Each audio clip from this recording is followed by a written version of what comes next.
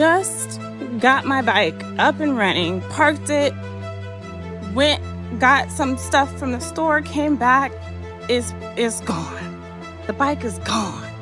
Hi, it's Genuel and welcome to my channel, Live Enjoy. My bike has been parked in the same spot for over a year. I have not been riding it. I've been having battery issues, fear issues, and all kinds of things, and it's just been sitting over here just fine, peaceful. Nothing has happened. I rarely moved my bike since I've lived here.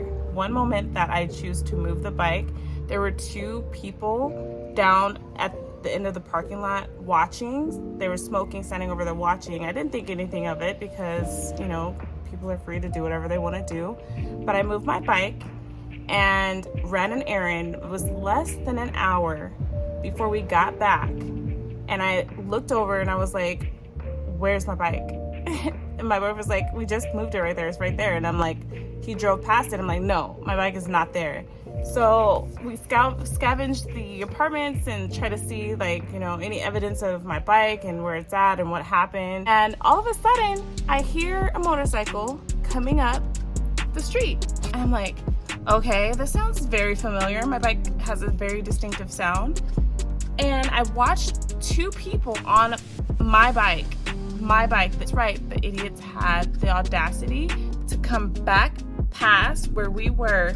There was somebody riding it and somebody is sitting on the back, and they rode right past us. And I was about to chase after them, but that was like really stupid, so I did not. And I had my Crocs on, like I couldn't chase and pursue.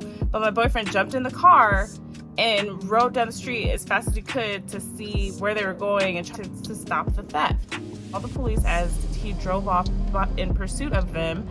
When the police got here, just explain what had just happened. They just took the bike. I don't know how. There was no key in my ignition.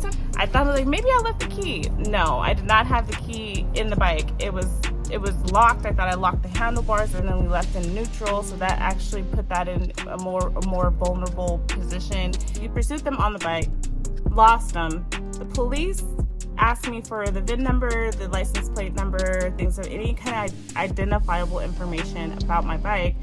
And just a few minutes later, they get the call and say, we have located the bike that sounds like the one that we're looking for. We located that. So it sounds like it's not too far away, but the person that called it in gave the license plate, and that license plate matches the one that you have. So I'm gonna wait to see what they're gonna have done, if they want me to bring you guys down there or whatever the case may be. That's some bullshit. And then we can. How daring is it to drive past the spot you just stole something from? How daring is that? We ended up going to the bike, which was literally just a few blocks up the street. It was laid down on the ground. I was able to pick it up, lift it up, check it. It was fine. It was really not a single scratch on it, luckily. And I was able to get my bike and bring it back home. Since then, I've been just a little anxious and nervous about, you know, having it out here now. Having a motorcycle has been such a unique experience for me, like learning so much about my battery and learning now more about maintenance and how to keep the bike safe and secure. It was very easy for them to steal it without a key. So now I have to figure out what I have to do to secure it even more so. I've never been stolen from like this. Like, nobody's ever stolen a car or something of mine. And it's like the first time I've ever gone through something like that. And it's really showing me again, like, the importance of preparing for theft and preparing for things like that, but also just having the stomach to be able to handle that kind of loss and that kind of situation. It's just showing me more and more about what it's going to require as far as perseverance, grit, tenacity, getting through it, emotionally regulating. Like, all of this is really important. Like, luckily I didn't like flip out. I have insurance, full insurance on there, and at the end of the day it was okay.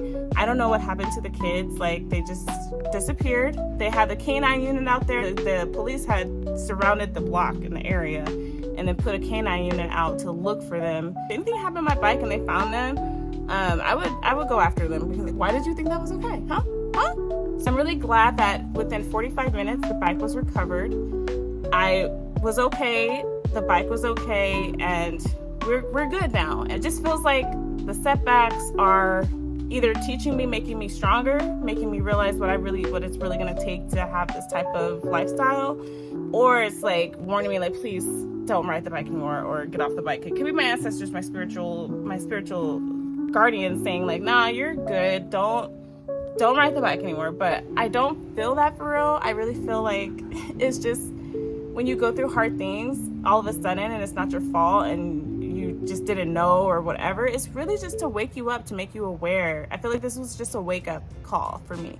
Like, secure your bike, take it serious, watch people around you, like look at people looking at you. Like, it's not fun and games all the time. People are not nice. Like, I would never steal somebody's bike or steal anything, but just because I wouldn't doesn't mean the next person wouldn't. So it's like you got to be very mindful of who's around, what's around you, what's coming and going.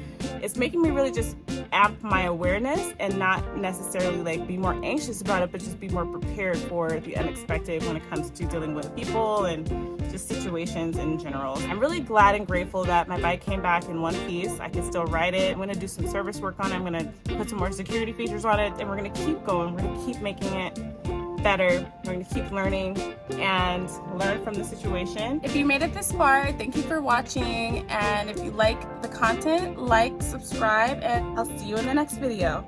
Let's talk about building character. Am I right? Am I right? I'm going to build some character right now. Cool character building.